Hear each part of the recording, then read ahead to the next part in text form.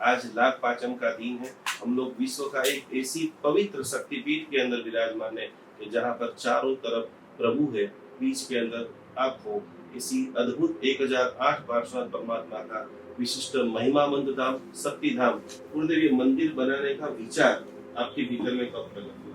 हमारे पूज्य गुरुदेव मुनिराज श्री लक्ष्मी विजय जी महाराज साहेब पार्श्वनाथ भगवान के अत्यंत आराधक थे, राज राजेश्वरी माँ भगवती के परम साधक थे और उन्होंने अपने जीवन काल के अंदर पाली गणा चातुर्मास विक्रम संवत 2026 के अंदर उन्होंने राज राजेश्वरी और पार्श्वनाथ भगवान के उन्होंने सवा लाख जाप किए और राज राजेश्वरी उनको प्रकट हुई और उनको आशीर्वाद दिया और उन्होंने माँ से ऐसा कुछ भी नहीं मांगा, परंतु उनके मन के अंदर एक भाव जगे थे कि माँ का पूर्ण रूप जो है मुझे दर्शन दे। तो माँ ने उनको पूर्ण रूप का दर्शन दिया 24 हाथ से।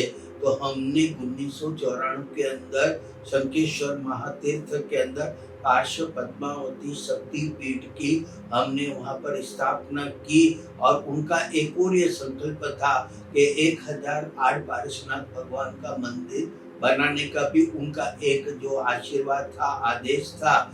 तो वो हमने बहुत प्रयास किए, परंतु हमें 1008 नाम मिलने में बड़ी कठिनाई हुई थी, क्योंकि एक शास्त्रीय विषय था। यदि बनाने के पहले अपने पास शास्त्रों का प्रमाण होना चाहिए कि भाई पार्श्वनाथ के 1008 नाम, क्योंकि लोगों को 108 नाम का ही जो है विशेष करके मालूम है, ज्ञात है, परंतु 1008 नाम का मालूम नहीं था। तो हमने कहा कि इसके लिए प्रयास किया गया और हमने इतिहास को खोजा, तीर्थमाला करके ग्रंथ उसको खोजा, कई ग्रंथ खोजते प्रयास करते करते हमें 1008 नाम की उपलब्धि हुई और हमने ये संकल्प लिया कि हम जो है यहाँ पर 1008 पार्श्वनाथ भगवान का भव्य दिव्य अलौकिक और अद्भुत और अनूठा और विश्व के अंदर अद्वितीय मंदिर बनाने का हमारा भाव जगा और हमारे गुरुदेव की जो भावना थी उसको पूर्ण करने का भी हमारा एक संकल्प था।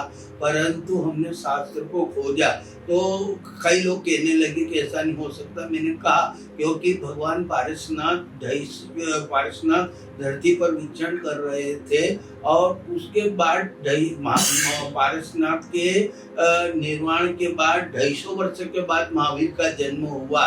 तो 250 सालों तक भगवान पार्श्वनाथ का शासन चला और पार्श्वनाथ की महिमा अत्यंत थी। वो पुरुषार्थी थे, प्रत्यक्ष प्रभावी थे, विघ्न हरते। उनके नाम स्मरण मात्र से आपत्ति विपत्ति संकट और दुख सारे दूर हो जाते थे। ऐसा तो कई लोगों ने अपनी गोत्रों के नाम से बनाए, कई अपने नाम से बनाए, कोई गांव के नाम से बनाए। ऐसे 1008 नाम जब पार्श्वनाथ के निर्माण के बाद जगह जगह मंदिर बने। कुछ मंदिरों का अस्तित्व था और कुछ मंदिरों का अस्तित्व नहीं था, नामों का अस्तित्व नहीं था। तो हमारी अंतर में भाव थी कि भगवान पार्श्वनाथ के 1008 नाम सदा शाश्वत रहे, विद्यमान रहे और इतिहास के अंदर इन नामों का उल्लेख रहे और लोगों को ये मालूम पड़े कि 1008 नाम है। जो अपन वर्तमान में 108 की बात करते थे, 108 तीर्थ है, पर भगवान के नाम तो 1008 नाम शास्त्रों में उल्लेख के प्रमाणित है।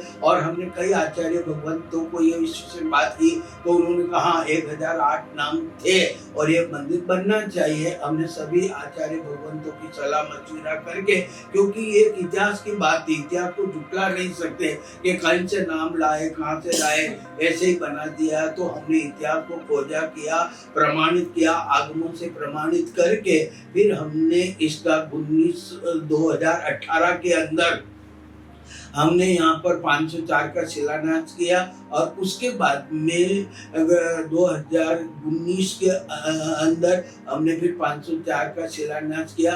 काम तीव्र गति से चालू किया, बीच में 2 साल कोरोना काल चला और 22 और 23 के अंदर मंदिर को संपूर्ण रूप से निर्मित करके 2024 के 31 जनवरी 2024 के दिन हजारों की तादाद में 250 साधु साथी, 6 आचार्य भगवंत, 250 साधु साथी और 40 से 50 हजार श्रावक श्राविकाओं की उपस्थिति के अंदर इसकी भव्य दिव्य प्रतिष्ठा की भगवान महावीर के इतिहास को जब हम पढ़ते हैं तो आचार्य भगवंतों ने जो अंजन शलाका कराई है, इतिहास सिर्फ 900 जिन बिंबों की अंजन शलाका का इतिहास मिलता है, पर 1444 जिन बिंबों की अंजन शलाका का इतिहास कहीं नहीं मिला। ये पूरे भगवान महावीर के 2600 सालों के इतिहास के बाद 1444 बिंबों की एक साथ के अंदर अंजन शलाका करने का और प्रतिष्ठा करने का भाग्य मुझे मिला। ये देव गुरु धर्म की कृपा, गुरु के आशीर्वाद से मिला।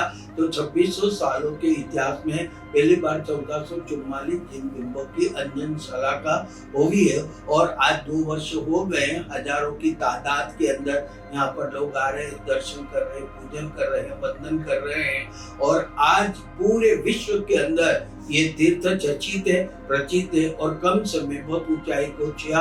शंखेश्वर तीर्थ में आने वाले 100% लोग यहाँ पर आते हैं। इस वर्ष करीबन 3600 साधु साध्वी आए और 38 आचार्य भगवान पधारे।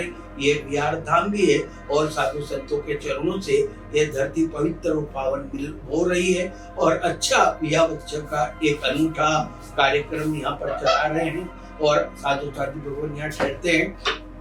रात्रि के समय ये मंदिर एक अलौकिक दिखता है, अद्भुत दिखता और ऐसा लगता है दिव्य लोग। यहाँ पर ऐसी रोशनी, ऐसी लाइट लगाई गई है। आज के जमाने के अंदर आकर्षण होता है तो आज की युवा पीढ़ी उस आकर्षण के हिसाब से आती है, वहां को देखने के लिए आती है। ऐसा क्या चीज है तो युवा पीढ़ी को तोड़ने के लिए उसकी सुंदरता, भव्यता और दिव्यता का ध्यान में रख करके यहाँ पर रात्रि के अंदर जो लाइट होती है, शाम को 7 बजे से लेकर 9 बजे तक, जब मंदिर एक स्वर्ग तुल्य दिखता है, जैसे अपन स्वर्ग में बैठे। ये मंत्र हमने श्री यंत्र के आकार में बनाया और जो श्री यंत्र के आकार में जो मंदिर बनते हैं वहाँ सुख समृद्धि और जनता का आवागमन होता है, धन का भी आवागमन होता है। श्री यंत्र का मतलब है जो लक्ष्मी को देने वाला और यश को देने वाला, कीर्ति को देने वाला और उन्नति को करने वाला। ऐसे श्री यंत्र के आकार पर इस मंदिर का हमने निर्माण किया और आज ये मंदिर जैन समाज के अंदर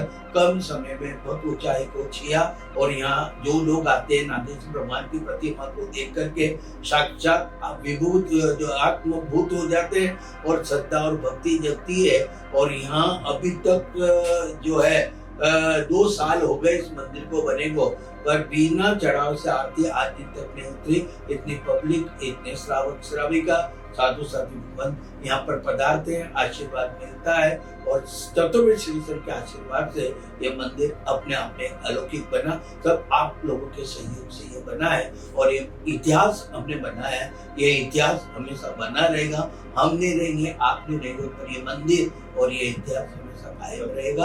आप ज्यादा से ज्यादा की संख्या में पधार करके 1008 पार्श्वनाथ या दक्षिणनाथ पधारिए। शंखेश्वर से 13 किलोमीटर दूर है ये मंदिर और सारी व्यवस्था है, भोजनशाला है, ऐसे रूम है और सारी व्यवस्था यहाँ पर होती है। आचार्य भगवंत भी यहाँ बहुत पधारते हैं। इस वर्ष 3600 साधु साध्वी आए और 38 आचार्य भगवंत पधारे। उनके चरणों से ये धरती पवित्र हुई, पावन हुई। उन सभी साधु साध्वी का बहुत कुछ अच्छा आशीर्वाद मुझे मिल रहा। बस उनके चरित्र आत्माओं के आशीर्वाद से आज जो कुछ भी हो, मैं जीव दया और चरित्र आत्माओं के आशीर्वाद। यहाँ गौशाला चलती है, गायों की सेवा अच्छी होती है और चरित्र आत्मा यहाँ पधार कर लाभ देती है। आशीर्वाद से आज मैं यहाँ तक पहुँचा हूँ। बस इसी के अंदर आप लोग जरूर पधारें।